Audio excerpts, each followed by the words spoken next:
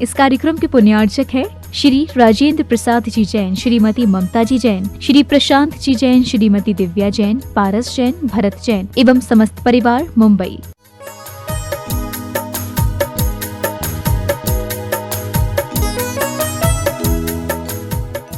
नमो अर्हन्ताणं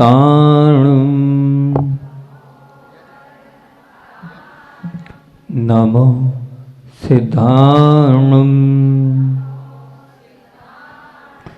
नमो आयर्ज्ञाणं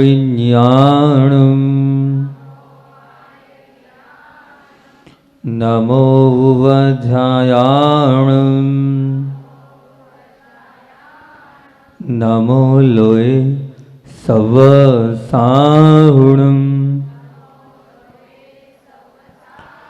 नमो अरिहन्ताणं नमो सिद्धाणं नमो आयर्याणं नमो वध्यायाणं नमो लोये सवसाहुणं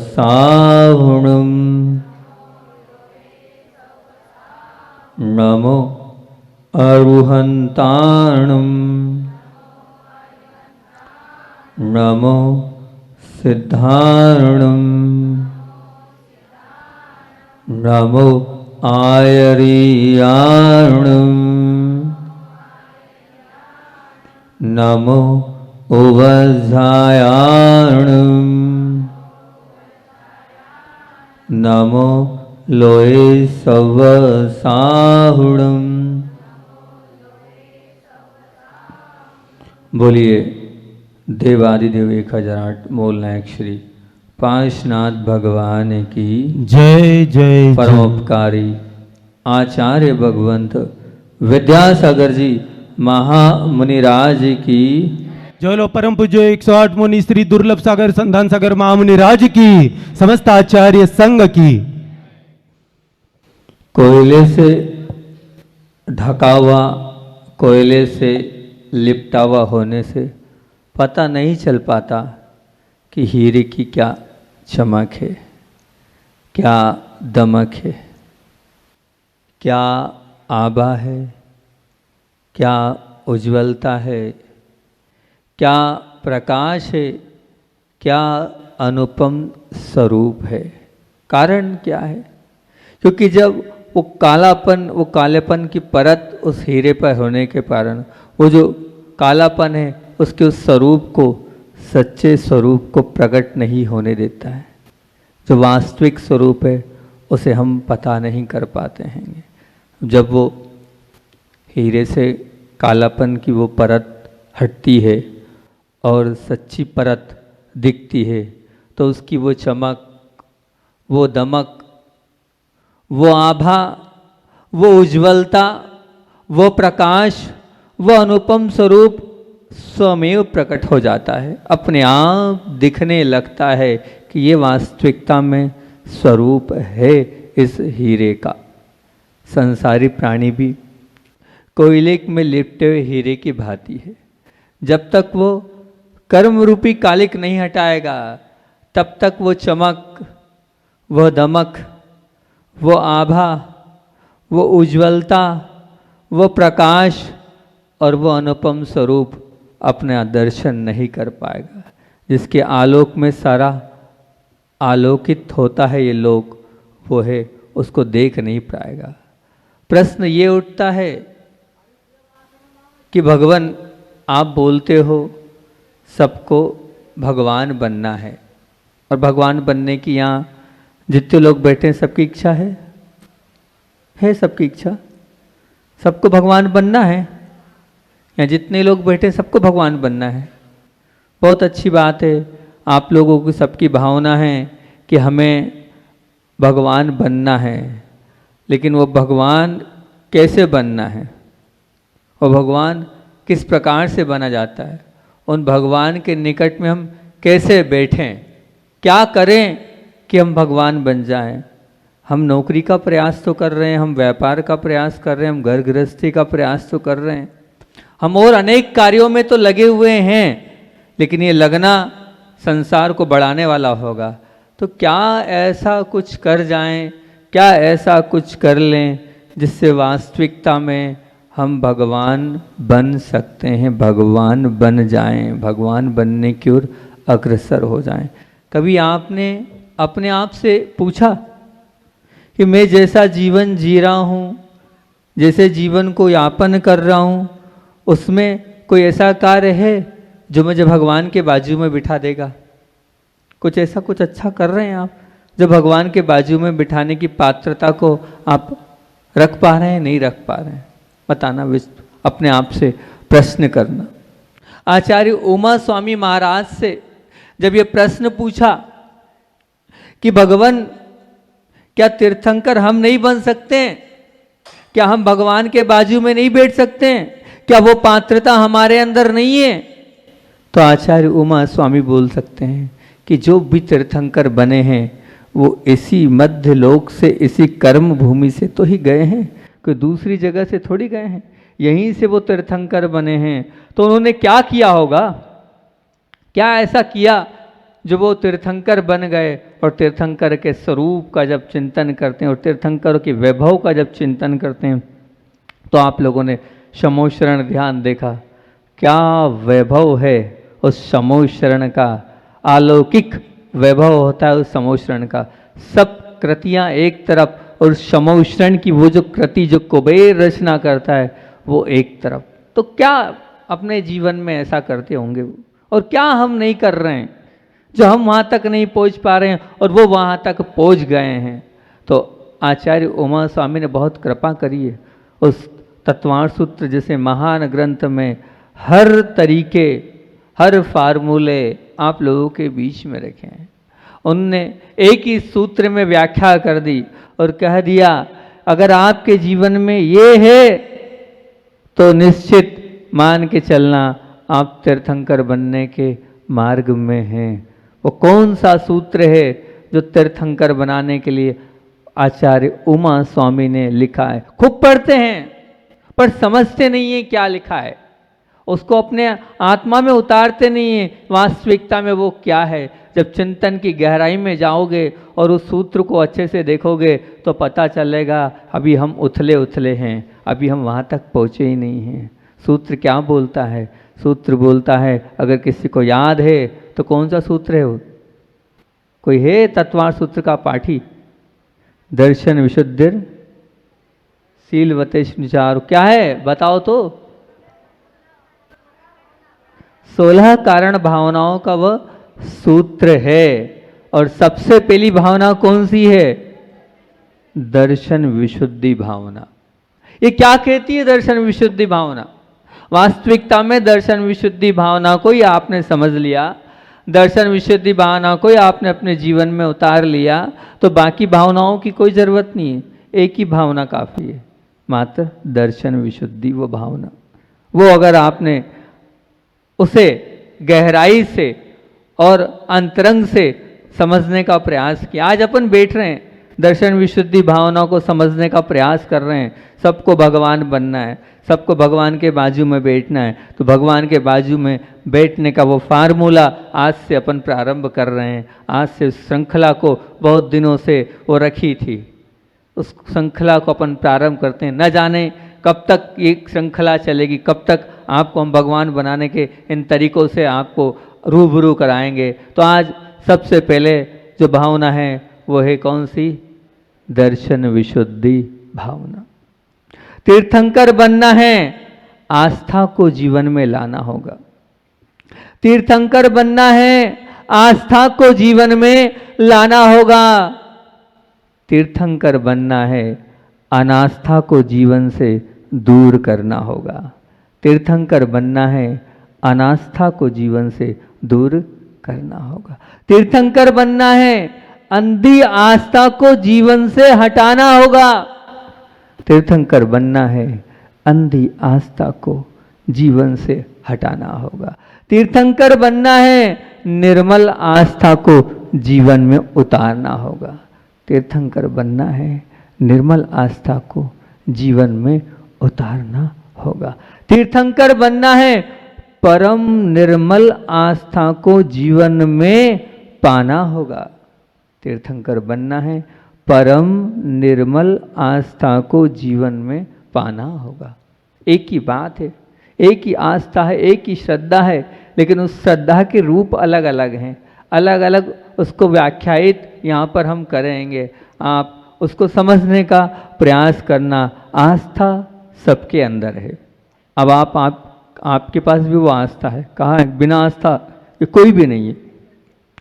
ऐसा संसार का एक भी प्राणी नहीं है जिसके पास आस्था नहीं हो, जिसके पास श्रद्धा नहीं हो। सबके पास आस्था है, पर वो आस्था जो अत्यंत विशुद्धि की पराकाष्ठा को छू ले, उसका नाम दर्शन विशुद्धि है। वो आस्था जिसके अंदर अहोभाव हो, आदर भाव हो, समर्पण हो, वो आस्था। आस्था को टटोलो, आस्था की क्वालिटी को देखो, उसकी गुणवत्ता को पहचानो, उसका विश्लेषण करो और करके देखो किस प्रकार की वो आस्था है। आगे वो जो आस्था है, वो आस्था के अंदर जब हम भीतर जाके आस्था है कि नहीं, तो आप कहोगे तभी तो यहाँ पर हम आपके चरणों में बैठे हैं, नहीं तो काय को बैठते काय को? किस पर आस्था है? देव पर भी आस्था है, धर्म पर भी आस्था है, गुरु पर भी आस्था है। हैं आप कह रहे हो सब पर, हम देव धर्म गुरु आप सब आत्मा सब पर मेरी आस्था है, क्योंकि हम क्या करते हैं? हम देव की पूजन करते हैं, प्रतिदिन पूजन का नियम है हमारा। सभी लोग लगभग यहाँ पर वैसे ही लोग बैठे हैं, धर्मात्मा, सबका पूजन का नियम होगा। हमारा नियम है पूजन का, और धर्म पर अगाध श्रद्धा है, हम धर्म को भी बहुत अच्छे से फॉलो अप करते हैं और गुरुओं को मानते हैं। जब भी गुरु को आहार दान का मौका होता है तो हम आहार दान भी देते हैं, वैयावृत्ति भी करते हैं, सेवा भी करते हैं, क्या नहीं करते हैं? तो हम बताओ, हमारी जो आस्था है वो आस्था है कि नहीं हमारे जीवन में? वो आस्था हमारे पास है कि नहीं? बहुत बढ़िया, आपके पास वो आस्था तो है, परंतु इस आस्था की कोई कीमत नहीं। कैसी बात कर दी महाराज जी? बिल्कुल नहीं। इस आस्था से तीर्थंकर के पास आप बाजू में नहीं बैठ सकते हो। वो आस्था आपकी अभी उथली है, पुतली है, ऊपरी आस्था है। देव शास्त्र गुरु की आस्था से वास्ता ही नहीं है तीर्थंकर बनने का। ये तो नीचे की अवस्था है। भगवान बनने के लिए आपके अंदर परम आस्था कौन सी होनी चाहिए?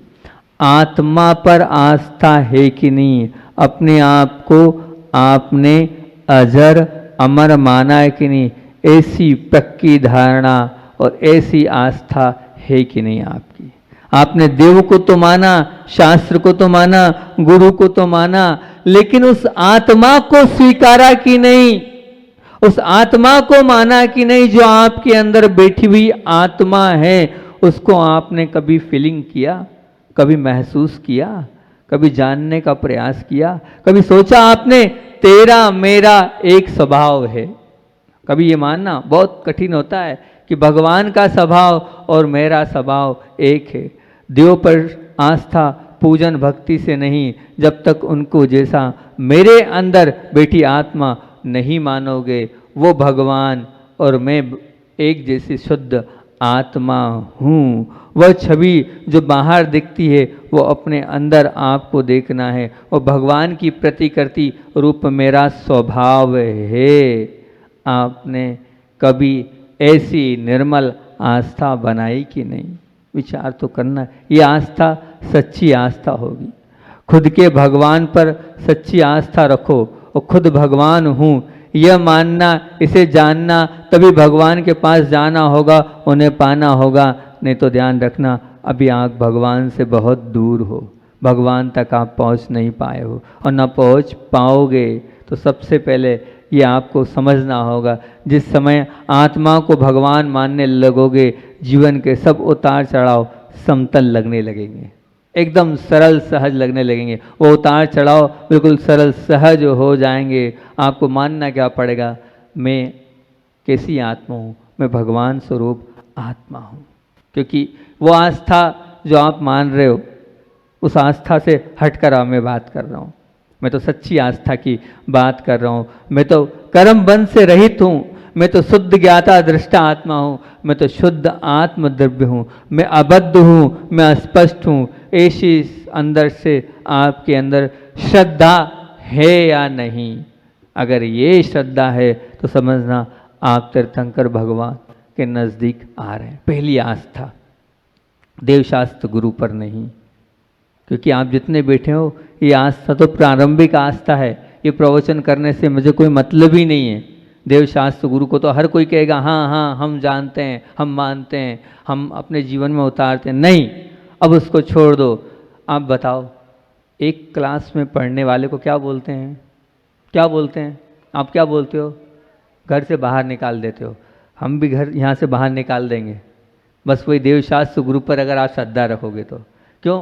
कि जब घर से बाहर निकाल देते तो ये यहाँ से हम बाहर कर देंगे। नहीं, अब आप थोड़े बड़े बन गए हो, अब आप थोड़ी ऊंची क्लास में आ गए हो। अब आपका कोर्स क्या है? अब आपके कोर्स में आत्मा आ गई है। अब आपको आत्मा पर क्या करना है? सच्ची आस्था जगाना है। ये आत्मा है, मेरे अंदर है, मेरा सच्चा स्वरूप है। देवशास्त्र गुरु पर सच्ची आस्था रखने वाला जो कहलाता है वो क्या कहलाता है? सम्यक दृष्टि कहलाता है। लेकिन वो सम्यक दृष्टि जो आत्मा को छूने वाला होता है, जो आत्मा को मानने वाला होता है, वो उत्कृष्ट वीतराग सम्यक की भूमिका की ओर प्रवेश कर रहा है। ध्यान रखना, नरकों में भी सम्यक दर्शन है, वहाँ कुछ नहीं है, पर वहाँ आत्म तत्व है, उसी से सम्यक उनका पुष्ट होता है। ना पूजन है वहाँ, मैं आपके सामने साक्षात बात रख रहा हूँ, चिंतन रख रहा हूँ अपना। ना भगवान है वहाँ, ना गुरु है वहाँ, ना धर्म है वहाँ। तो आखिर उनका सम्यक कैसे टिकता होगा? क्या कारण है कि उनका सम्यक तो होता भी है, वो सम्यक भी प्राप्त करते हैं और सम्यक को टिकाते हैं? तो वहाँ वो एक ही चिंतन करते हैं। क्या चिंतन करते हैं? मैं एक आत्मद्रव्य हूँ। उसी से उनका वो सम्यक वह बरकरार रहता है। तीसरे नरक तक तीर्थंकर प्रकृति के बंध वाले वे जीव वहाँ तक पहुँचते हैं। कुछ भी नहीं है तो क्या है? वहाँ आत्मा है।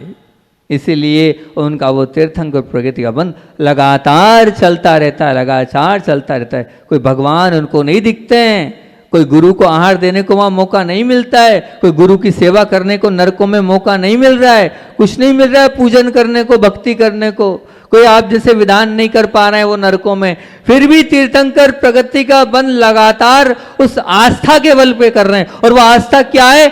आत्मा। मैं क्या हूँ? मैं नार की नहीं हूँ, मैं आत्मा हूँ। उस आत्मा के श्रद्धान पर वो तीर्थंकर प्रगति के बंध को करते चले जा रहे हैं। पूछो आप अपने आप को, किस रूप में मानते हो आप? आज यही प्रश्न पूछो अपने आप से। क्या मेरा नाम क्या है? आप अपने नाम को क्या मान रहे हो? क्या मान रहे हो? बोलो तो। क्या क्या स्वीकार कर रहे हो? क्या मानते हो अपने नाम को? आप तो ये मानते हो मैं विकास भैया हूँ, यही मानते हो ना? यही मानते हो ना? इसी प्रकार मैं नेहा जैन हूँ, यही मानते हो? इसी प्रकार से मानते हो? ये अगर मान मैं पारोला वाला हूँ, नहीं, ये अभी आस्था आपकी बहुत धूमिल आस्था है, इसको छोड़ दो। बस मैं आत्मा हूँ, ये अगर आपके जीवन में बात बैठ गई तो आपकी आस्था जो है वो बलवती बनते चले जा रही है और आप भगवान बनने की पहली सीढ़ी पर चढ़ रहे हो। अभी हाल ऐसी बहुत सारी सीढ़ियाँ आपको इस भगवान बनने की यात्रा में हम चढ़ाएंगे। और पहली सीढ़ी क्या है? मैं आत्मा हूँ। ये आस्था आपके अंदर आनी चाहिए। कोई भी आपसे पूछे तो आपको यही कहना है। वो जो लाइन है ना, मैं सुखी दुखी में रंग कराओ, मेरे धन ग्रह गोधन प्रभाव, मेरे सुत्ती में सबल दीन, बेरूप सुभग मूरख प्रवीण। क्या जो लोग ये कहते हैं मैं सुखी हूँ, बस मेरे पास तो बहुत पैसा है, मेरे पास तो बहुत धन है, मेरे पास तो बहुत वैभव है। कुछ लोग कहते हैं मैं दुखी हूँ, काय से? शरीर से दुखी हूँ, पैसे से दुखी हूँ, स्त्री से दुखी हूँ, कोई कहता है रंग से दुखी हूँ, बहुत सारे शत्रु हैं, कोई कहता है और भी अनेक, मैं राव हूँ, मतलब मैं राजा हूँ, मेरे धन है, मेरा घर है, मेरा गोधन है, मेरा प्रभाव है, आज मैं अध्यक्ष पद पर हूँ, आज मैं मंत्री पद पर हूँ, आज मैं और बड़े पद पर हूँ।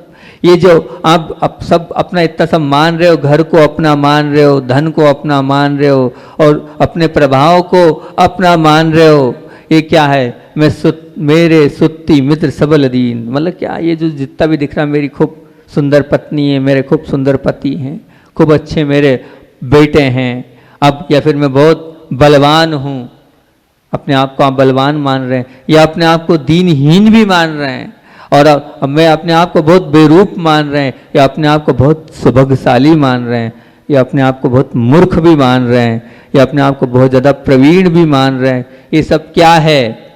अगर ये आपके मन में चल रहा है तो अभी आपकी आस्था अभी नहीं है। अभी आपको तीर्थंकर बनने में अनेकों भव लगेंगे। तो सबसे पहले आज आपको क्या मानना है? मैं सुखी नहीं हूँ, मैं दुखी नहीं हूँ, मैं रंक नहीं हूँ, मैं राव नहीं हूँ, ये धन मेरा नहीं है, ये घर मेरा नहीं है, ये गोधन मेरा नहीं है, ये प्रभाव जो मेरा नहीं है, कोई भी मेरा न मित्र है, न द्वेषी है, न दीन हूँ, न बेरूप हूँ, न सुबह हूँ, न मूर्ख हूँ। कुछ मत मानो। पहली सीढ़ी आप लोगों से अपन ने प्रारंभ, काय की चर्चा चल रही है अपनी? तीर्थंकर बनने की चर्चा चल रही है। अपन ने क्या इस प्रारंभ किया था? तीर्थंकर बनना है, आस्था को जीवन में लाना होगा। तीर्थंकर बनना है, अनास्था को जीवन से दूर करना होगा। तीर्थंकर बनना है, अंधी आस्था को जीवन से हटाना होगा। तीर्थंकर बनना है, निर्मल आस्था को जीवन में उतारना होगा। और तीर्थंकर बनना है तो परम निर्मल आस्था को जीवन में पाना होगा। अपनी ये शुरुआत चली है और शुरुआत में अपन ने क्या किया? आस्था को जीवन में लाना होगा। पर वो आस्था कौन सी? आत्मा की आस्था करना है। सो आपको आत्मा को मानना है। सम्यक दर्शन का महत्व बहुत समझा, बहुत पाया और बहुत आपने करा, लेकिन मूल को नहीं जाना। और मूल को नहीं जाना तो सब व्यर्थ है। मूल को नहीं समझा तो सब व्यर्थ है। इसको समझो, मेरा स्वरूप क्या है। अगर पक्का श्रद्धान हो जाएगा तो दुनिया की कोई भी ताकत तुम्हें हिला नहीं सकती है। तुम्हारा बाल भी बांका नहीं कर सकती है, बिल्कुल नहीं कर सकती। हालांकि ये प्रवचन बहुत ऊंचे लेवल का है, लेकिन ऊंचा लेवल कब तक हम उसी में रहेंगे? कब तक हम भूल भुलैया में रहेंगे? हमें जागना तो होगा। जब जागेंगे तभी तो हमारी नींद खुलेगी। इसलिए आपको जगाने के लिए इस प्रवचन को मैंने तैयार किया। आपको क्या स्वीकार करना है? सचमुच में अगर ये स्वीकार करने लग गए तो आप बहुत सारे टेंशन से दूर हो जाओगे। बहुत निर्विकल्पता आपके जीवन में जाएगी। आप अपने आप को बहुत अच्छा गुड फील महसूस करोगे। बस ये मानो मैं आत्मा हूँ। ये सच्ची आस्था आपको जगानी है। पहला तो ये सच आस्था क्या है? आस्था तभी आएगी जब आत्मा आप स्वीकार करोगे। आचार्य कुंद कुंद भगवान क्या बोलते हैं? आचार्य कुंद कुंद भगवान बोलते हैं, जो जानदि अरहंतम दमवंतम गुणंत पज्यते हिम, जो जानदि अप्पाणम मोहो खलु यदि तस्वलियम। क्या बात बोल दी आचार्य कुंद कुंद स्वामी ने। यहाँ बोल दिया जो अरहंत भगवान को जानता है, उनके द्रव्य गुणों को जानता, पर्याय को जानता, वो तो ठीक है, लेकिन सच्चा कौन है? जो जानदि अप्पाणम, जो अपनी आत्मा को जानता है, वही निश्चय से मान के चलना मोह को की गांठ को तोड़ सकता है, मोह को छोड़ सकता है, मोह को हटा सकता है। क्या मानना पड़ेगा? बस मैं आत्मा हूं, और कुछ नहीं मानना अपने आप को। मैं आत्मा हूं, छोड़ दो जो मोह है, उसको छोड़ दो। अंदर के देव को पहचानो आप, तभी आपका सम्यक वो पावरफुल बनेगा, तभी आप सम्यक दृष्टि बनेंगे। नहीं तो विश्वास रखो कि आप क्या हो? एक आत्मा हो। उस आत्मा तक आपको बार बार ले जाऊंगा और बार बार कहूंगा, मैं क्या हूं? क्या हूं? मैं क्या हूं? मैं क्या हूं? बार बार इस चीज को बोलो, मैं आत्मा हूं। मैं कभी नहीं बोलना अपने को कि मैं महाजन जी हूं। महाजन जी नहीं बोलना। क्या हूं मैं? आत्मा हूँ। जब तक ये नहीं बोलोगे तब तक काम आपका आगे बढ़ने वाला नहीं है। बिल्कुल छोड़ते चले जाना है, छोड़ते चले जाना है। पूरा श्रद्धान आपको करना है उस गुरु की वाणी पर कि हाँ आप तो हैं और आपने जो कहा है वो बिल्कुल सत्य कहा है। ऐसा श्रद्धान होना चाहिए बिल्कुल। एक श्रद्धान के ऊपर से बात याद आई।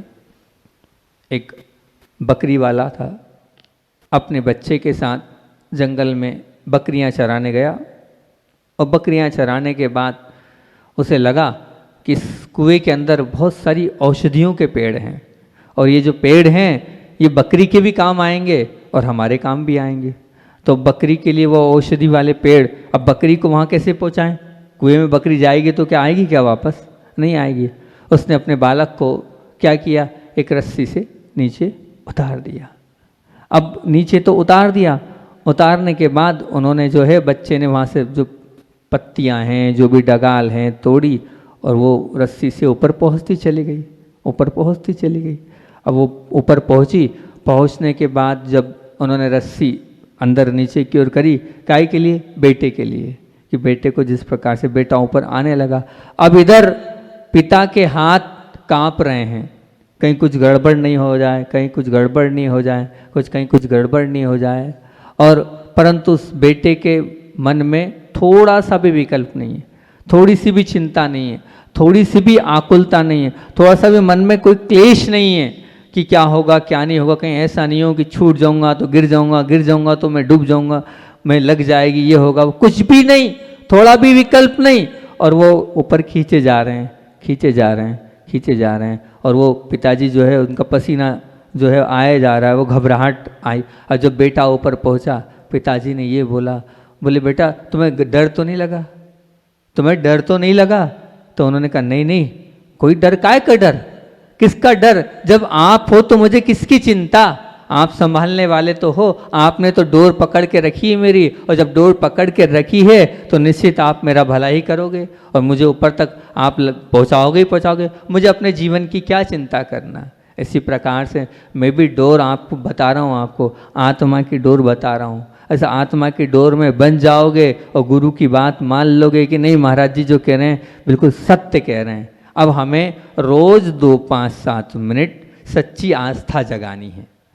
सच्ची आस्था कब जगेगी? हालांकि बहुत कठिन चीज़ें, नहीं मानने वाले आप लोग, मेरे प्रवचन सुन तो लोगे, लेकिन सुनने के बाद इधर से सुना और उधर से निकाल दोगे आप।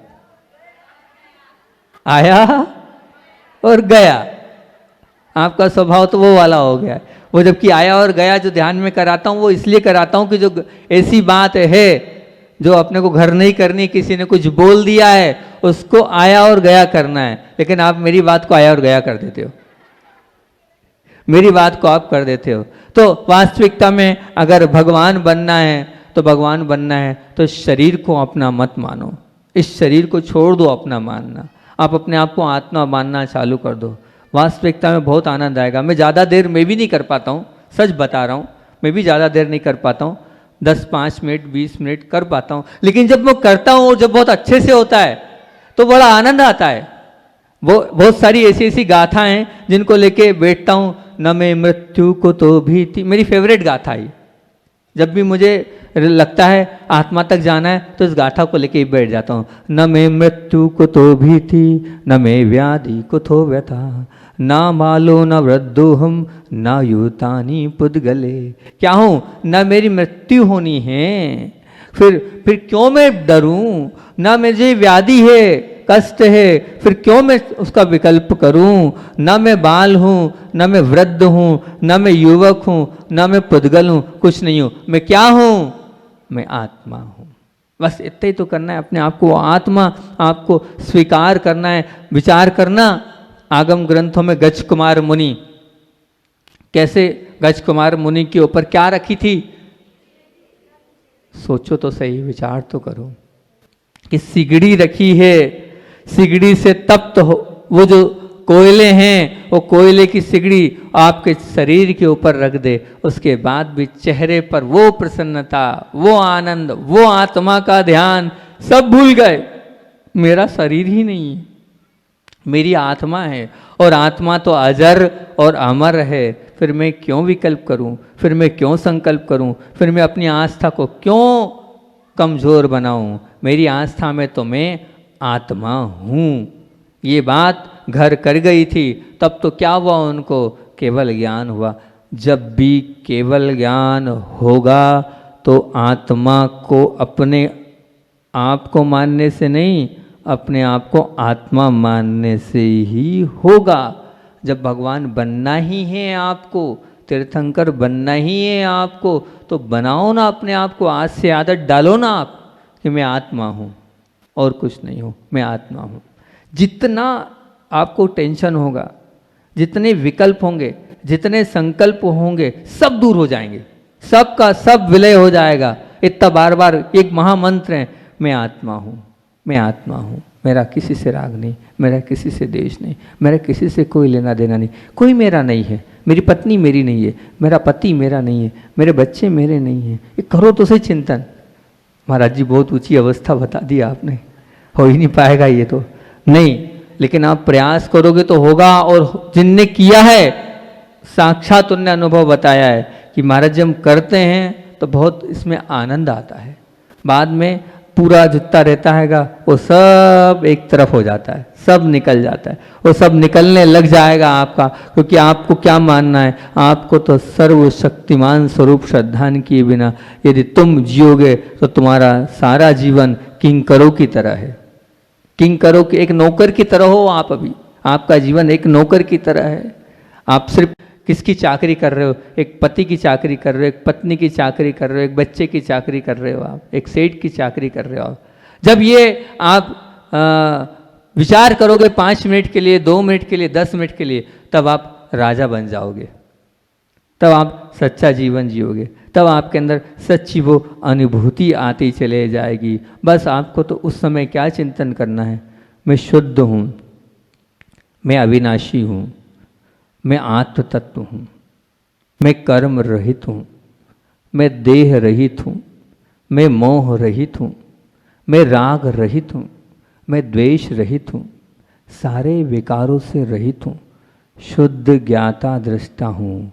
यही भावना भाओगे तब आप तक दर्शन विशुद्धि की भावना पहुँच पाएगी। फिर से बोल रहा हूँ, ये मूल मंत्र बोल रहा हूँ 5-6, बस इसको करते जाना, करते जाना। क्या है, मैं शुद्ध हूँ, मैं अविनाशी हूँ, मैं आत्म तत्व हूँ, मैं कर्म रहित हूँ, मैं देह रहित हूँ, मैं मोह रहित हूँ, मैं राग रहित हूँ, मैं द्वेष रहित हूँ, मैं सारे विकारों से रहित हूँ, मैं शुद्ध ज्ञाता दृष्टा स्वभाव को लिए शुद्ध आत्मा हूँ, शुद्ध आत्मा हूँ और कुछ नहीं हूँ।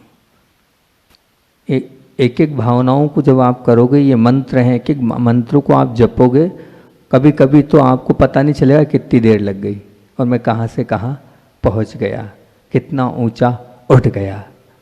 करने का हम प्रयास करेंगे तो निश्चित होता चला जाएगा और होगा, तभी हम भगवान के निकट पहुँचेंगे। इस शरीर को अपने को मानना नहीं है, क्योंकि मैं शुद्ध हूँ कहने से काम नहीं चलता है। आत्मा और शरीर भिन्न हैं। जब कब पता चलता है, जब मच्छर काटे और चेहरे पर प्रसन्नता बनी रहे, तब पता चलता है कि वास्तविकता में आपके जीवन में कोई परिवर्तन नहीं आया है। आपने शरीर को अलग माना है और आपने आत्मा को अलग स्वीकार किया है। तभी पता चलेगा वास्तविकता कि अंदर की आपकी वो श्रद्धा। जब एक बहुत अच्छा आ गया है, संस्मरण तो सुनना है, वही सुना देता हूँ आपको कि आचार्य भगवान अमरकंटक की ओर विहार हो रहा था, और जब विहार हो रहा था तो डिंडोरी से 2 किलोमीटर आगे हम लोग आचार्य जी पाँव देख रहे थे कि पाँव में कुछ हो गया है, कुछ लग गया है, कुछ लग गया है, कुछ लग गया है। हमने निकालने का प्रयास किया। आचार्य ने कहा कि उत्कृष्टचर्या के धारी जो साधु होते थे पूर्व भव में, वो क्या गड़ गया उस पर ध्यान नहीं देते थे, विकल्प नहीं करो। हमने कहा आचार्य जी चलते नहीं बन रहा है। बोले नहीं, कोई विकल्प नहीं करो, कुछ नहीं, सब ठीक हो जाएगा। बोले कुछ तो सहने के लिए कुछ तो छोड़ दो, हैं, सब पूरी सुविधाएं तुम लोग आगे पीछे घूम घूम के कर देते हो, थोड़ा तो सहनन हमारा जो है आप लोग बढ़ाने दो। अब तब आचार्य भगवान को डिंडोरी से जब बिहार हुआ तब उन्होंने सुई लगाने नहीं दी, सुई टच करने नहीं दी। अब आगे बढ़े तो वो जो पाँव था वो पाँव इस प्रकार से पक गया कि दीक्षा के बाद पहली बार देखा मैंने आचार्य श्री जी को इतना कम, बड़ी मुश्किल से वो 3 किलोमीटर 2.5 किलोमीटर पूरा संग आगे। और उस वक्त मैं और आनंद सागर जी आचार्य श्री के साथ रात्रि विश्राम करते थे। पुराण सागर जी भी आ गए तो आचार्य श्री ने जैसे ही देखा उन्होंने कहा नहीं, सिर्फ 2 लोग मेरे साथ रुकेंगे, छोटा सा कमरा जाओ। और डांट कर आचार्य श्री ने पुराण सागर जी को भिजवा दिया। हम और आनंद सागर जी वहीं थे रात्रि में जब आचार्य श्री विश्राम करे, क्योंकि आप सोचना हम प्रतिदिन 20-25 किलोमीटर चलते हैं, और मतलब दोनों टाइम मिलाकर उस वक्त चलते थे। और उस समय का बिहार 15 किलोमीटर का मिनिमम रहता ही था शाम का बिहार। अब बड़ी मुश्किल से एक एक कदम रखते थे और असहनीय पीड़ा थी। लेकिन वो एक बार भी उन्होंने ये अपने मुख से ये नहीं कहा कि मुझे बहुत तकलीफ हो रही है, मुझे बहुत कष्ट हो रहा है, मुझे बहुत वेदना हो रही है, अति वेदना। उस अति वेदना में भी एक पाँव पर, और फिर उसके बाद हम कह रहे थे आचार्य श्री मानते नहीं हैं, अगर उस वक्त सुई से निकला लेते तो सब पकता नहीं और ये सब कुछ होता नहीं। तो आचार्य श्री जी के कान पे वो बात पड़ गई और वो मेरी बात, तो उन्होंने बोला दुर्लभ क्या बोल रहे हो? बोले तुम नहीं जानते हो, इस पेपर का आनंद ही अलग आ रहा है, बहुत अलग आनंद आ रहा है। इतना बिहार किया वो एक तरफ, और ये जो 2.5 किलोमीटर का बिहार किया वो एक तरफ। अपने तो नंबर बढ़े जा रहे हैं। क्यों चिंता कर रहे हो तुम? कुछ नहीं है, सब ठीक हो जाएगा।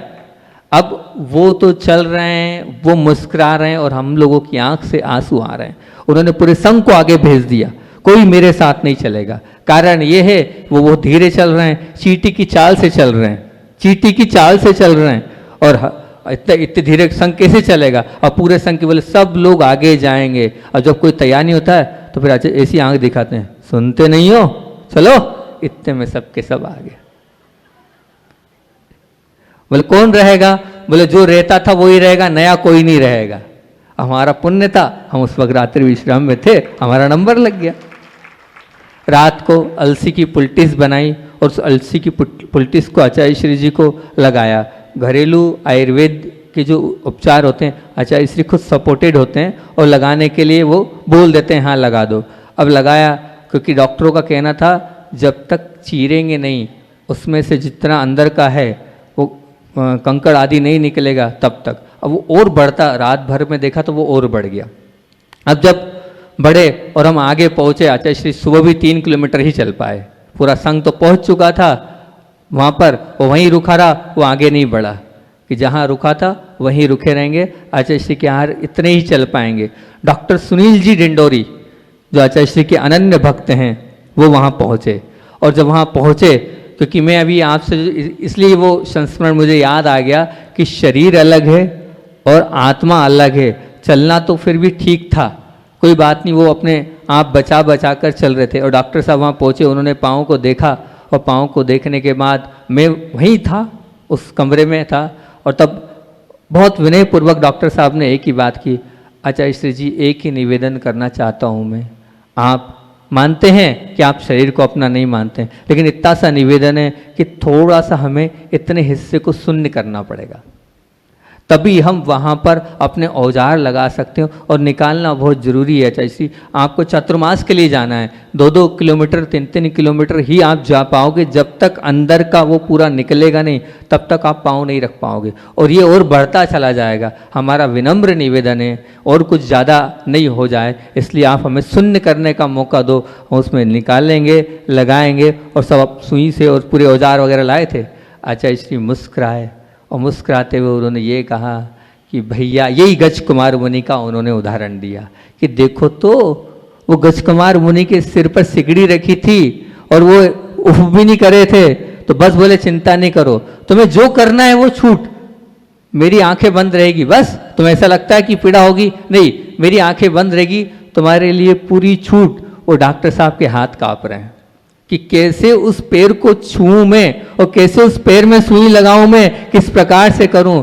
तो आचार्य श्री जी ने यही गाथा बोली थी यहाँ पर कि क्या न मैं मृत्यु कुतो भीति। उस दिन से ही मैंने जो ये गाथा को जब गुरु जी से जब बाद में पूछा था, तो अब आचार्य श्री जी कुछ नहीं, आंख बंद करते हैं, मुस्कुराते हैं और बैठ गए बिल्कुल ऐसे मुद्रा में। और वो डॉक्टर के हाथ काँप रहे हैं, बिल्कुल वो घबरा रहा है और घबराते घबराते वो काट रहा है, काटने से लगा रहे, लेकिन आचार्य श्री के चेहरे पर मुस्कान, ऐसी मुस्कान, बिल्कुल हम खुद घबरा रहे हैं लेकिन उनके चेहरे पर मुस्कान, उनके चेहरे पर वो प्रशस्ता, और वो निकालते जा रहा है पूरे, एक नहीं दो नहीं 25 कंकर निकले।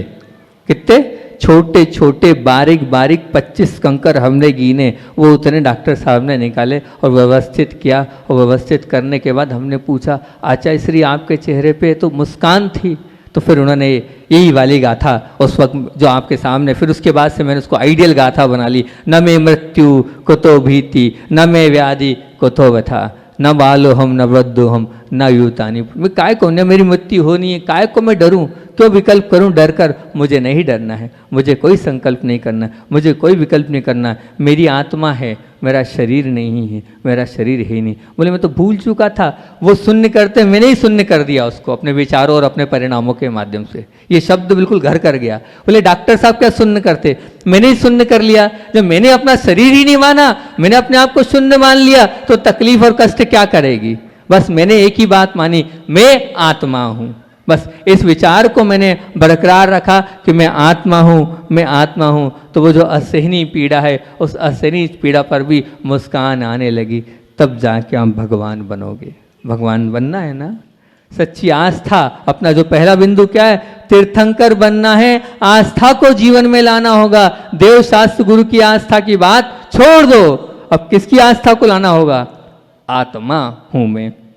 ये आपके जीवन में आस्था आएगी, तभी आप तीर्थंकर बन पाओगे, अन्यथा तीर्थंकर नहीं बन पाओगे। तीर्थंकर बनने की पहली सीढ़ी है अपने आप को, आत्मा आपको स्वीकार करना होगा, जब आप ऊंचे उठ पाओगे। और दूसरी बात, समय तो हो रहा है अपना, और दूसरी बात क्या है, तीर्थंकर बनना है तो अनास्था को जीवन से दूर करना होगा। क्या करें कि हम भगवान बन जाएं, क्या करें कि हम भी तीर्थंकर प्रकृति का बंद कर लें। तीर्थंकर बनना है, आस्था को जीवन में लाना होगा। तीर्थंकर बनना है, अनास्था को जीवन से दूर करना होगा। तीर्थंकर बनना है, अंधी आस्था को जीवन से हटाना होगा। तीर्थंकर बनना है, निर्मल आस्था को जीवन में उतारना होगा। और तीर्थंकर बनना है तो परम निर्मल आस्था को जीवन में पाना होगा। और आस्था को जीवन से लाना है, अपन ने बात रविवारी प्रवचन बहुत अच्छे से करी थी। और कल अपन ने बात करी थी कि अनास्था को जीवन से निकालना है, और कल वो 8 बिंदुओं पर अपन ने चर्चा करी थी। अनास्था क्या कहलाती है, जो पाप को ही धर्म मानते हैं वो अनास्था कहलाती है। वो अनास्था पहली थी। और फिर बात दूसरी अनास्था में करी थी, जो दिखावा कर रहा है धर्म के क्षेत्र में वो भी अनास्थावान है। जो धर्म करते हुए भी दिखावा कर रहा है वो तो और बड़ा नास्तिक है। आस्था होते हुए भी अनास्था उसके जीवन में टिकी हुई है, तो वो बहुत बड़ा आस्थावान नहीं, क्या है, वो तो नास्तिक है। अनास्थावान वो है। आप कल हमने कहा था विचार कर लेना, हम क्या क्या दिखा के कर रहे हैं। अगर दिखा के कर रहे हैं तो हमारे जीवन में भी अनास्था टिकी हुई है, अभी आस्था हमारे जीवन में नहीं है। और कोई नास्तिक लोग अगर आप दिख भी जाएं, देख भी लें, तो ये बोला था कि क्या करना है उनके लिए, ये क्या बहुत बड़ा पापी है, ये भाव नहीं रखना है, बल्कि ये भाव रखना है इसका भला हो, इसकी अनास्था आस्था में बदल जाए, ये भावना करना है। और तीसरी बात बोली थी कि किसी को दुखी नहीं करने, किसी को दुखी नहीं करने में जो धर्म मानते हैं वो भी क्या है, वो भी अनास्थावान ही हैं। निश्चित तौर से धर्म तो उनका जो जीवन है वो करुणामय जीवन तो है, परंतु वो करुणामय जीवन होते हुए भी धर्म से रहित जीवन ही होगा। भविष्य में निश्चित धर्म की प्राप्ति होगी, पर आज तो अनास्था से युक्त जीवन है। और चौथा हमने बोला था, जो सेवा को ही धर्म मानते हैं वो भी अनास्थावान हैं, क्योंकि आज भले ही वो कल्याण तो होगा, लेकिन आत्म कल्याण करने के लिए आस्था का होना बहुत ज़रूरी है। होना चाहिए सेवा भी, उसका उदाहरण भी दिया था कि जीवन को स्वादिष्ट बनाना है तो सेवा भी हो और भक्ति भी हो और सबकी भले करने के भाव भी हो, लेकिन सबका अनुपात हो, तभी वो आनंदमय आपका जीवन बन पाएगा। और 5वें नंबर पे हमने बोला था, आत्मा को ही धर्म मानने वाला भी अनास्थावान श्रावक है, जो पूजन को महत्व नहीं दे रहा है, जो त्याग को तप को महत्व नहीं दे रहा है, वो भी अनास्थावान है। वो आत्मा को ही सब कुछ स्वीकार कर रहा है, बिना शुभ उपयोग के शुद्ध उपयोग मानने वाले और शुभ उपयोग के प्रति अनास्था रखने वाले भी नास्तिक है। अभी अनास्था उनके जीवन में टिकी हुई है, वो भी भगवान नहीं बन सकते हैं, वो तीर्थंकर के बाजू में बैठने के अधिकारी नहीं है। फिर 6वां बोला था कि शुभ उपयोग को ही धर्म मानने वाली मानसिकता भी जो है, वो शुभ उपयोग वो आत्मा को भूल ही चुके हैं, वो क्रियाओं में ही लगे, थोड़ा बहुत भी भेद विज्ञान नहीं, थोड़ा बहुत भी आत्मा की तरफ झांक नहीं रहे हैं, तो वो भी अनास्थावान है। फिर आपसे बोला था 7वीं बात और बहुत महत्वपूर्ण बात कि रुपया कमाए जा रहे हैं और खूब दान करे जा रहे हैं, दान की प्रबल मानसिकता है, पर वो त्याग की, वो पूजा की, वो अनुष्ठान की, वो आत्मा की तरफ अगर वो धारणा नहीं है, वो दान आपका दान तो है, लेकिन अभी आपके पास आस्था नहीं है। बहुत कठिन काम है, कठिनतम काम है जो अंधी आस्था को अपने जीवन में टिकाए रख रहा है, वो बन ही नहीं सकता है भगवान। वो हित और अहित का विचार बिना किए अपने पास वो अंधी आस्था को रख रहा है। वो तो क्या है, एक आँख से जैसा होता है ना, एक आँख से जो काणा होता है, उसी प्रकार से वो काणा है अगर उसके जीवन में अंधी आस्था है तो। मात्र आत्मा को, अभी जैसे बताया था, आत्मा को ही सब कुछ मानने वाला क्या है, वो अंधी आस्था वाला व्यक्तित्व है, वो काणा व्यक्तित्व है, क्योंकि दोनों व्यवहार और निश्चय दोनों से ही गाड़ी चलने वाली है, न व्यवहार से चलने वाली है और न निश्चय से चलने वाली है, दोनों को महत्व देना होगा। तो अंधी आस्था हमें नहीं रखना है, हमें दोनों पथ पर चलना है। और दूसरी बात क्या कि भगवान से मांगना, मुझे ये दे दो, मुझे ये दे दो, वो भी क्या है, अंधी आस्था है। जो भगवान से कुछ मांग रहा है, भगवान के सामने आकांक्षा को रख रहा है, इच्छाओं को प्रकट कर रहा है, ये मान के चलना अभी उसकी अंधी आस्था है। अरे भगवान से मांग रहे हो, जिनके पास कुछ नहीं है वो आपको क्या देंगे? जो सब छोड़ के चले गए वो भला आपको कुछ दे सकते हैं क्या? 3 काल में वो आपको नहीं दे सकते हैं, नहीं दे पाएंगे, ना ही देने की उनके पास सामर्थ्य है। फिर भी अगर हम मांग रहे हैं, और मांगते भी कैसे हैं, हम भगवान से व्यापार करते हैं कि ये हो गया तो ये कर देंगे। क्या कर रहे हो आप? किससे व्यापार कर रहे हो? भगवान से व्यापार कर रहे हो। भगवान से किस प्रकार का व्यवहार करो? नहीं, भगवान के समक्ष तो हमें जाना, इस प्रकार से भाव लेकर नहीं जाना है। वो पेड़ होता है ना, पेड़ के पास जाओ तो छाँव मिल जाती है, ठंडक मिल जाती है, शीतलता मिल जाती है। ऐसी भगवान के पास जाओगे तो वहाँ शीतलता मिलेगी, ठंडक मिलेगी, बिना मांगे आप छाँव में आपको वहाँ मिलती चली जाएगी, भगवान की छत्र छाया मिलती चली जाएगी। लेकिन मांगोगे तो ध्यान रखना, कुछ मिलने वाला नहीं है। मिल भी सकता है आपके परिणामों की विशुद्धि से, लेकिन मांग से क्या, आप मांगोगे तो कुछ मिलेगा और नहीं मांगोगे तो बहुत कुछ मिल सकता है। आपने मांग कर अपने आप को छोटा और भिखारी बना लिया है। आप विचार तो करो, बहुत बड़ी बात है। आप भिखारी बनकर क्यों भगवान के पास जा रहे हो? अरे आप स्वयं भगवान बन के भगवान के पास जाओ ना। जब आपके पास स्वयं आत्मा स्वरूप भगवान आत्मा बेटी है तो आप क्यों जा रहे हो वहाँ भिखारी बनकर? क्यों मांग रहे हो? जब भी आप भगवान से मांगोगे तो ये आपकी अंधी आस्था है। वो व्यक्ति अभी भगवान बन ही नहीं सकता है, बनने की श्रेणी में तो बहुत दूर की बात है, अभी बहुत पीछे है। तो धारणा बनाना, हमें भगवान से कुछ नहीं मांगना है, हम तो करते ही चले जाएंगे और जो मिलता चला जाएगा उसको एक्सेप्ट करते ही चले जाएंगे, ये जीवन में होगा तो बहुत अच्छी बात है। और फिर तीसरी बात आप ये मानना, भगवान सब करने वाले हैं, ये क्या है? ये भी अंधी आस्था है, ये भी आपके अंदर कूट कूट के भरी हुई है।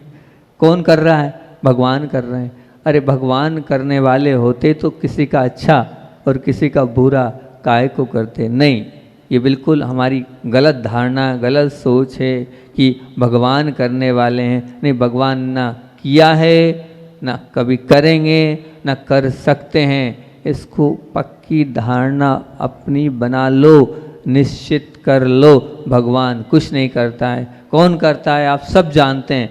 सब जानते हुए कि भगवान नहीं देता है, फिर भी भगवान के पास जाकर मांगते हैं। आप ये जानते हैं कि भगवान सब कुछ करने वाले नहीं करने वाले, लेकिन आप क्या मान रहे? भगवान करने वाले हैं। ये एक अलग बात है। आप विनय करके बोल रहे हो सब कुछ अच्छा होता चला रहा है, भगवान की देन है, ये आप स्वीकार कर रहे हो, ये अलग है। लेकिन ध्यान रखना, भगवान ना कुछ दे सकता है और ना कुछ सब करने वाला है। सृष्टि के रचयिता कौन है? अगर भगवान है तो फिर भगवान को बनाने वाला कौन है? ये प्रश्न हम आपसे पूछना चाहते हैं। तो भगवान सब करने वाले नहीं हैं और ना ही सब कर सकते हैं, ये मान के चलना। और चौथी बात, सब कर रहे हैं इसलिए मैं भी कर रहा हूँ, ये भी बहुत बड़ी अंधी आस्था है।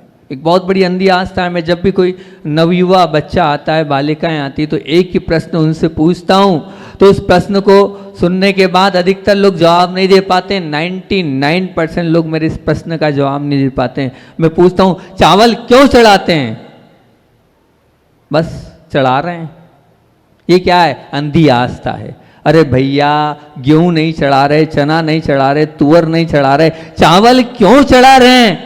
20 साल, 25 साल, 30 साल, 40 साल आप चावल चढ़ाते चढ़ाते हो गए, लेकिन अधिकतर लोगों को यही नहीं मालूम होता है कि हम चावल क्यों चढ़ा रहे हैं। कैसी अंधी आस्था है। हमारे पूर्वज चढ़ा रहे हैं, हमारी माँ चढ़ा रही, हमारे पिता चढ़ा रहे हैं, इसलिए हम चढ़ा रहे हैं। बहुत गलत धारणा है। आपको 10 लक्षण में ये नियम दिया था हमने उस वक्त कि जब भी चावल चढ़ाओ, किस भाव से चढ़ाना है। चावल इसलिए, गेहूँ इसलिए नहीं चढ़ाते हम, तुअर इसलिए नहीं चढ़ाते हम, सोयाबीन इसलिए नहीं चढ़ाते हैं कि वो बोते हैं, उग जाते हैं, लेकिन चावल का जो छिलका होता है वो उतर जाता है। उतरने के बाद उसको बोएंगे तो वो उगेगा नहीं। तो बस जब जब मंदिर में जाओ, बस पटकना मत, नहीं तो इस डब्बे से उस डब्बे में पटकना हो जाएगा। आपको इस भाव से चढ़ाना है कि ये जो अक्षय है, ये अक्षत पद की प्राप्ति के लिए अक्षत में चढ़ा रहा हूँ, मुझे भी जन्म मरण की संतति समाप्त हो, इस भाव से चावल चढ़ा रहा हूँ। बताओ तो, पूछो तो, आप लोग चढ़ाते हो क्या इस भाव से?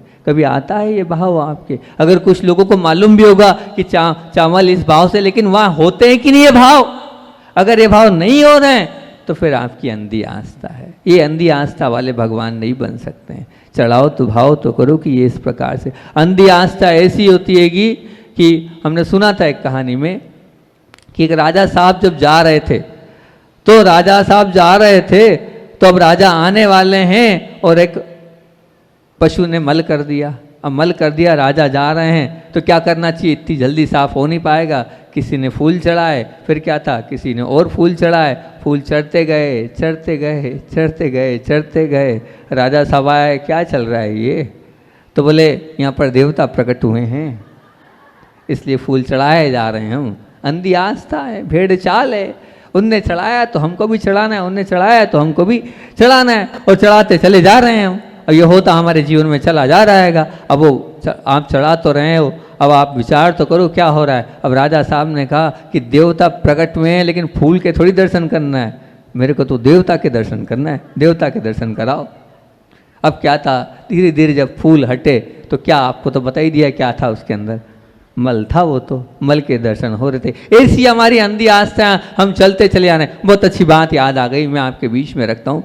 जब हम छोटे थे, तो छोटे तो थे, थोड़े बड़े समझ लीजिए आप। पूर्णमती माता जी का चातुर्मास हुआ खंडवा में। तो चातुर्मास हुआ तो बहुत सारे नाटक किए हमने, बहुत सारे। उसमें से एक नाटक एकदम याद आ गया क्विक, कि एक हमने नाटक किया था, और नाटक इसी प्रकार से था कि दो मित्र उसमें एक हम थे और एक और हमारा मित्र था, वो मंदिर जा रहे हैं। अब मंदिर जा रहे हैं तो मंदिर तो गए, हम चावल लेके मंदिर जा रहे हैं पूरी भूमिका के साथ, पर वहाँ जाने के बाद हमने ये कहा कि भैया चल तो रहे हैं, लेकिन बड़ी मुश्किल से नई चप्पल दिलाई है पिताजी ने, वो घूमनी नहीं चाहिए, क्योंकि भैया 2 घूम चुकी है, अब जो है पापा डांटेंगे। और उनने स्पष्ट कह दिया ध्यान नहीं रखेगा तो ध्यान रखना क्या होगा, ये तेरी जो है अगली बार चप्पल नहीं। इस प्रकार से वो पूरी भूमिका बने। क्या करना है, बोले अपन मंदिर के बाहर चप्पल को छिपा देंगे, चिंता मत करना। तो मंदिर के बाहर चप्पल छिपाई, और चप्पल कैसे छिपाई, तो बोले चप्पल इस प्रकार से छिपाई कि उस पर चप्पल रख दी, उससे पत्थर रख दिए और वो चप्पल रख दी। उन्होंने कहा किसी ने पत्थर हटा दिए, तो बोले यहाँ पे फूल चढ़ा दो, कुछ नहीं कुछ अपन कुमकुम को रख दो। इस प्रकार से वो नाटक था और रखा, एक ने चढ़ाया, सब चढ़ाते गए, चप्पल की पूजा होने लगी।